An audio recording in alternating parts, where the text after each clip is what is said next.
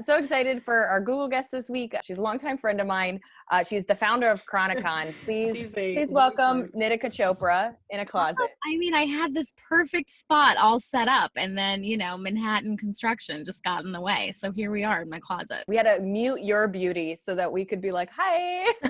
Hi, we actually asked you to get in the closet. That was we were just like, dim light. Take it down a notch. Stop outshining us. I met Nitika in an acting class when I was 21, and I always say the only thing I got out of that class was Nitika. She forced me to be her acting partner. I did not want to partner with her. She was aggressively friendly. Okay, so my hair looking nice anytime it looks nice, I also give credit for Nitika, but she did it in such a bitchy way. I don't think she meant to. We're sitting in a park. Silently laughing so loud right now. If you're listening to this, she's not just sitting here fuming.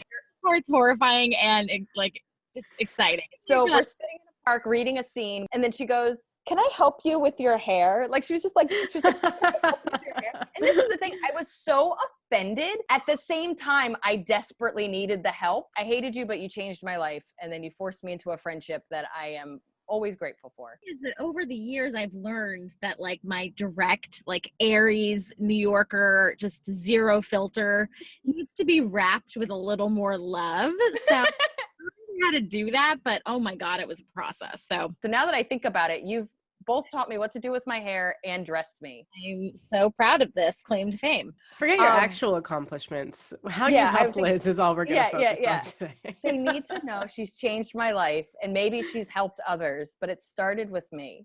I'll take it. End scene. Why don't you tell us a little bit about Chronicon? Chronicon is a platform dedicated to elevating the lives of those living with a chronic illness. I was doing content creation and, had my own talk show and did all this stuff online, talking about self-love for a really long time. And Chronicon was sort of the next step after 9-10 years of doing all of that. I really wanted to talk to people about something that I knew the most about. I've had 2 chronic illnesses for 30 years now. So living with a chronic condition is something that I probably know more about than anything. And so now we have the Chronicon community, which anyone can join from anywhere. And we have events every week and tons of content. And a lot of it's online now, but I went to the Physical Chronicon last year. Was it last year in the fall? Yeah, it was just a year ago. She had amazing speakers. It was really eye-opening. A lot of people with chronic illness, especially when doctors can't initially tell you what's wrong, they first do the self-research, then they find the community. And then from that, they start to find people that understand their body in a more specific way. Chronicon is really about breaking the cycle of isolation that comes from living with a chronic condition. So I appreciate all of that. That's really sweet. We would love to hear what your Google was this week.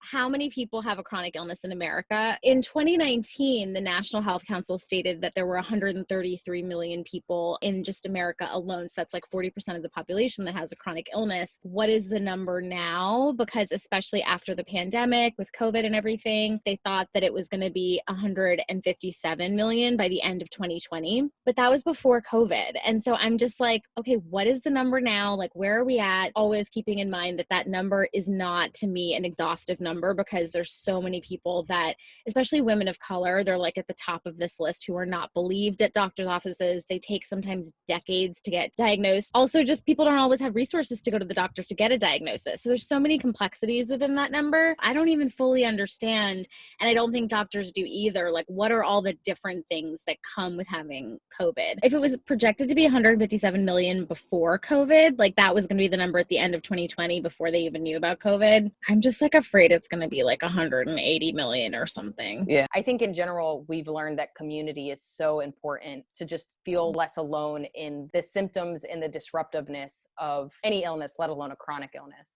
Something I always say, especially because I sort of came from the wellness world and the self-help world where everybody wants to call themselves a guru. And I'm just no, we're not a fucking guru. Sorry.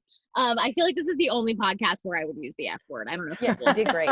It's you guys. I'm I feel actually encouraged. I don't know why. No. You're in a closet. We're unprofessional. That whole guru conversation, I have the answer. I wrote the book. I did the meditation course. I have no interest in being that for people. We don't give unsolicited advice. We don't try to pretend we know everything. We're doing the best we can. We're so much more than our illness. Their chronic illness sort of dictates certain things, like maybe the foods that they eat or how much they can move or, things like that. But it's not all that they are. So I think there's so much to unpack, but it's definitely not about like any one person being an expert. What's the Chronicon website? Chronicon.co, chronic O-N's. There aren't two C's at the end. It's chronicon.co.